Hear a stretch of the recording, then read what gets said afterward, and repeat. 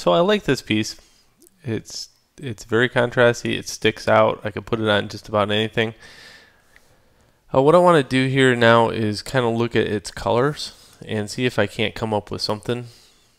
So what I'm going to do is just edit, copy, merged, file new, OK, and then edit, paste it back in. Then I'm going to go into a thing called Lab.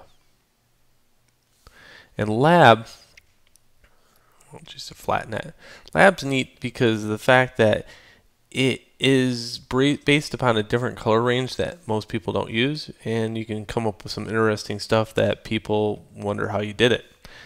So another thing that's interesting about Lab is the fact that its color information and its lightness, or its color and its brightness and tones, are located on different levels. Here, I'll show you. So lightness has its own curve, and also, or histogram, sorry. And also A and B channel contains all the information about color. Why this is cool is the fact that now I can go into like curves and not affect the brightness per se, but affect color. So if I go to A channel, just kind of move this in,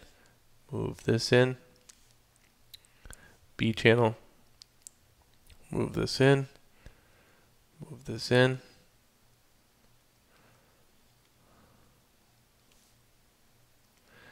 And lightness, if I want to play around with this, you can see I got this really cool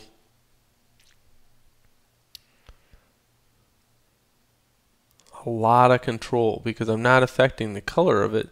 I'm only affecting the lightness and brightness of it.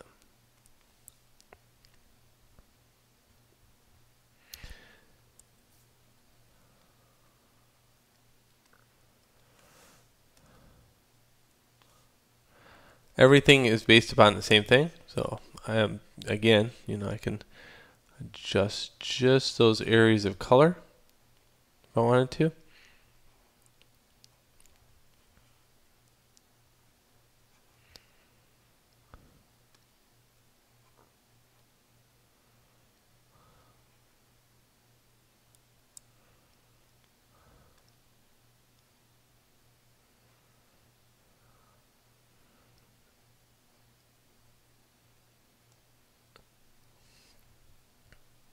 Okay, so usually what I'll do is start moving and manipulating a few of these around, getting something that looks a little bit different, something that might not be expected.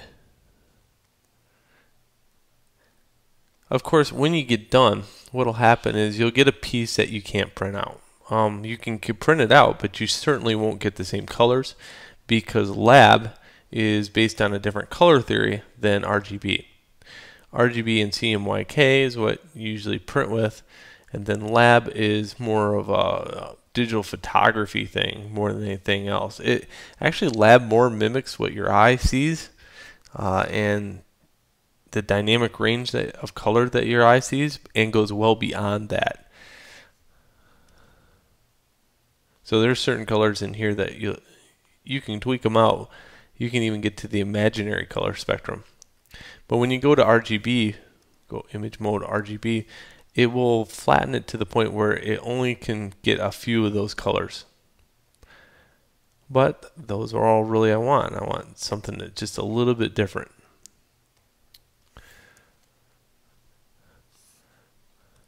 Okay, and then I can get rid of this thing by just painting over the top of it.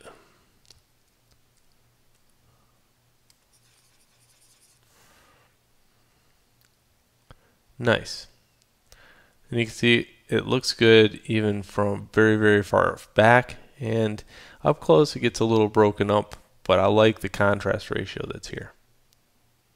And it looks like a media that somebody's going to wonder what kind of media is this? Is it, especially if you go to print it out, they're going to wonder, it doesn't look digital. That's what I want. I want it to look a little bit more traditional. Alright, so I hope you enjoyed my workflow with touching up things just to get an idea of different directions you can go. Certainly not the end-all answer to everything, but if you mix bag it into your art, people will start saying that you can do a great deal of things without getting too monotonous over time. I love the fact that I can jump from one form to the next because I know, how to handle different forms of media, not just digital, but I like to make it look like something else. Okay, and there's a good way to stretch your clothing out too. So what you do is take your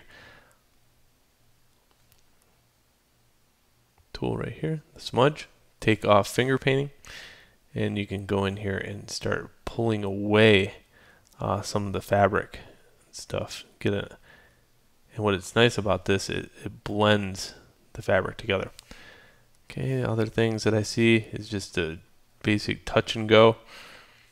I'll leave some of the noise ratio on the outside. Some of it I will clean up. And what I want to do is show you how to clean up stuff now that it has a billion colors in there.